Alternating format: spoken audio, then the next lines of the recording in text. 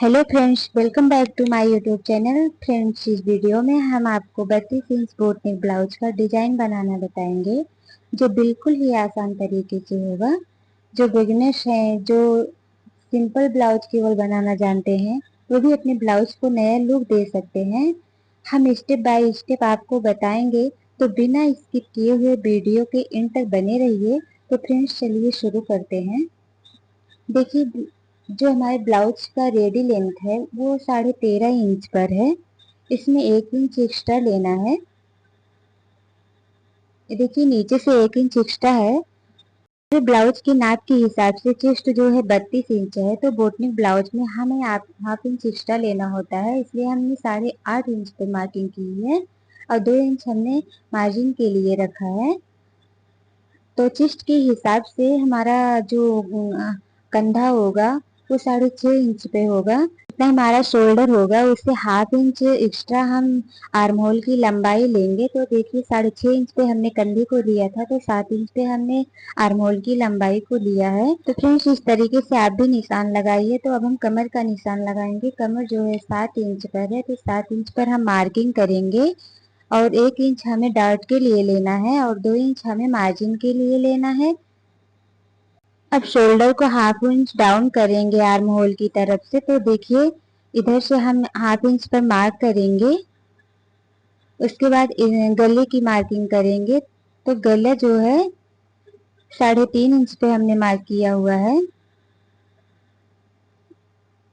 अब जो है डाउन किए हुए शोल्डर को इस निशान से मिला देंगे। उसके बाद डाउन किए हुए शोल्डर को हम कट कर देंगे। इस तरीके से आप भी कट कर दीजिएगा।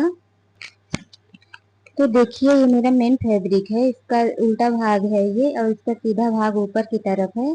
सीधे भाग को ऊपर की तरफ रख के उसके ऊपर हम अस्तर को रखेंगे इस तरीके से, और रखने के बाद हम उसको स्टिच करेंगे। तो देखिए, हमने स्टिच कर लिया है फ्रेंड्स। अब इसके दोनों पार्ट को दो तरफ करेंगे और अस्तर की तरफ से मार्जिन को रख करके स्टिच कर लेंगे।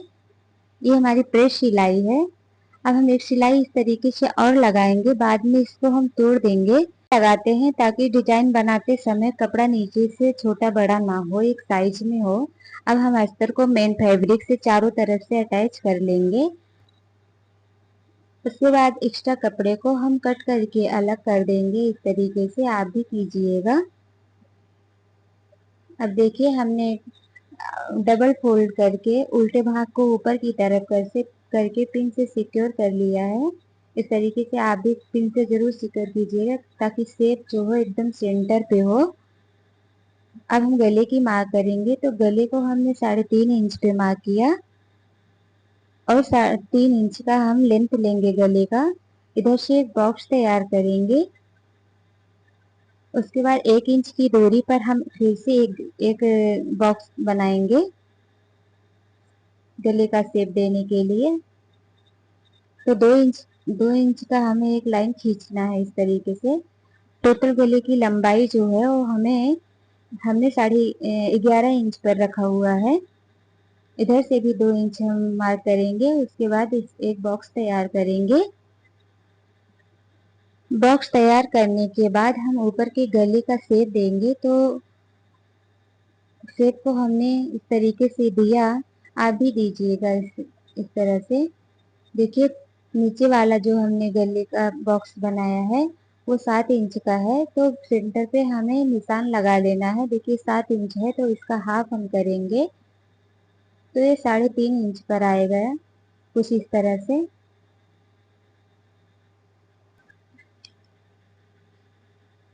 अब हमें डिजाइन के लिए एक शेप तैयार करना है इस तरीके से। तो फ्रेंड्स, पेस्टिंग पेपर को हमने कपड़े पर प्रेस कर लिया है। इस तरीके से आप भी कर लीजिएगा। अब देखिए, हम इस तरीके से बीच से रखते हैं। उसके बाद थोड़ा सा थपथपाएंगे जिससे निशान इधर भी उतर जाए। अब इसको फोल्ड कर देंगे एकदम। देखिए, निशान लाइट आया है, तो हम इसको थोड़े से डार्क कर लेंगे। सेंटर में एक सीधी लाइन खींच देंगे, क्योंकि दोनों तरफ का निशान इस तरीके से लग जाएगा।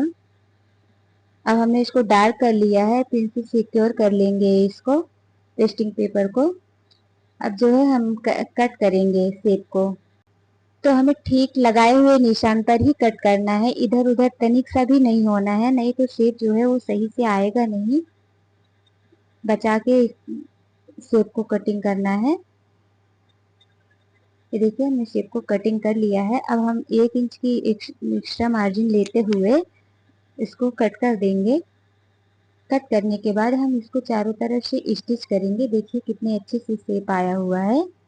अब हम इसको बाहर की तरफ से स्टिच कर देंगे, उल्टे की तरफ करके। इस तरीके से आप भी स्टिच करिएगा फ्रेंड्स।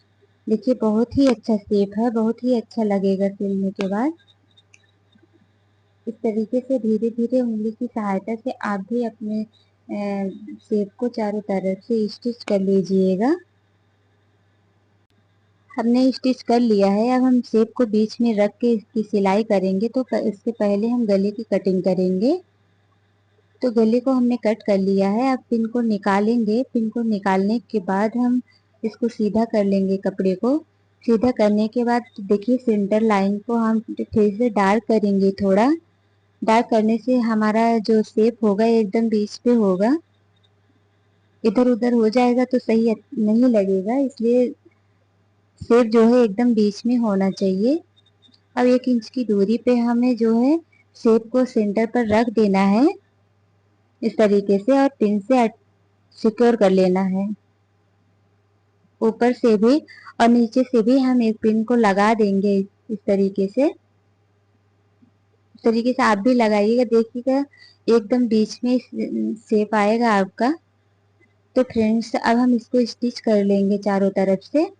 उस 1/2 इंच की दूरी पर हम इसको सिलाई करेंगे एक सीध पर। सिलाई को एकदम एक सीध पर ही करना, क्योंकि अगर थोड़ा सा इधर उधर सिलाई रहेगी तो शेप जो है सही से आएगा नहीं फिनिशिंग से। अब हम थोड़ा सा कट करके कपड़े को, बीच के कपड़े को कट करके निकाल देंगे। उसके बाद छोटा छोटा कट लगाएंगे।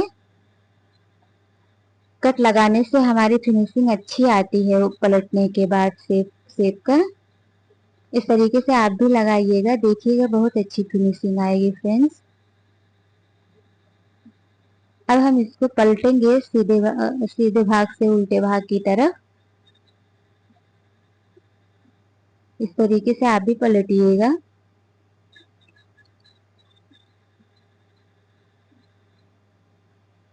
पलटने के बाद ये देखिए बहुत ही अच्छा लगेगा।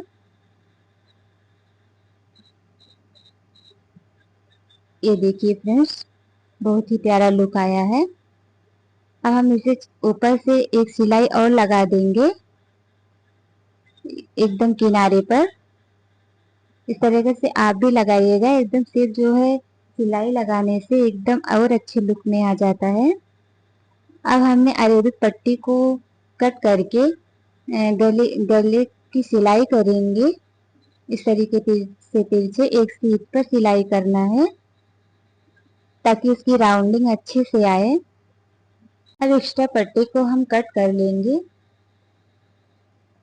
दोनों तरफ से और छोटा छोटा कट लगाएंगे।